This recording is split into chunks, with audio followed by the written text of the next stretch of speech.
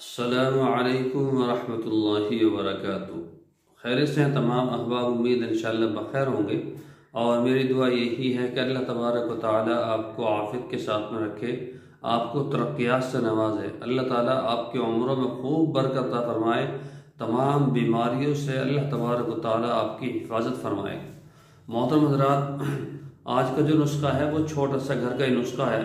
बाद हज़रात ये कहते हैं कि जी हमने हाथ का इस्तेमाल किया इसलिए आज़ू मखसूस कमज़ोर है और मनी बिल्कुल पतली हो गई है, गाढ़ी नहीं है, तो क़ुव्वत ख़त्म हो गई है। कुछ ऐसे नुस्खे बतलाएं, कोई ऐसा तरीक़ा बतलाएं जिससे हम घर पर ही कुछ काम चलाने के लिए कर सकें।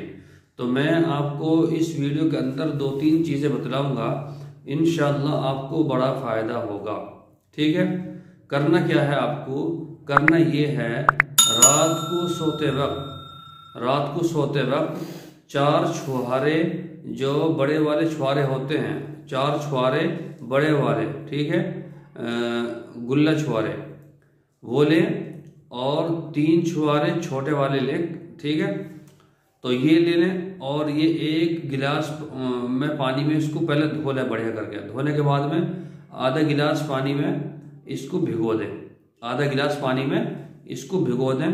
और इसके साथ साथ इसमें 25 ग्राम कच्चे चने गिर दें धोकर। 25 ग्राम कच्चे चने धोकर इसके अंदर गिर दें। आपको ये पूरी रात भिगो कर रखना है और सुबह उठकर एक तो ये पानी पीना है, ठीक है, नहर मुँह। उसके बाद में फिर आप दूध लेंगे और दूध में ये दोनों चीज़ें गिर देंगे। इसमें आप एक काम भी कर सकते हैं, कच्चे चने आप ऐसे ही खा सकते हैं, लेकिन ये छुहारे तो दूध में ही पकाने पड़ेंगे। ठीक है, आप इसको पकाने के बाद में इसको पी लीजिए।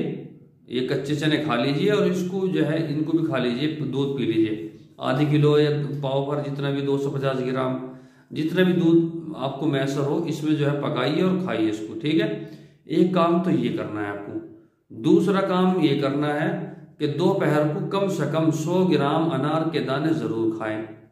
100 ग्राम अनार के दाने कम से कम ज़रूर खाएं। ये क़ुव्वत बाह के लिए बहुत ही मुफीद हैं, क़ुव्वत बाह के लिए बहुत ही मुफीद हैं।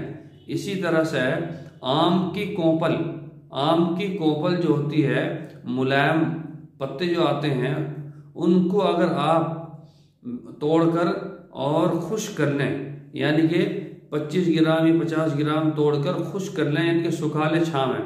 और सुखाने के बाद में फिर वो दूध के साथ उसको सफ़ूफ बना के अगर उसको पिया जाए तो 2 चीज़ों में काम करेगी, एक तो शुगर में और एक क़ुव्वत में।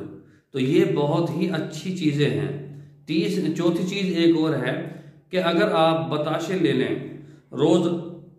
रोज़ाना 1 बताशा और उस पर 4 कतरे बरगद का दूध रख कर उसमें भर कर अगर उसको पी लें और 1 घंटे के बाद दूध पी लें, तो मैं कहता हूँ मनी भी गाढ़ी होगी, क़ुव्वत भी बढ़ेगी और ताकत भी बढ़ेगी।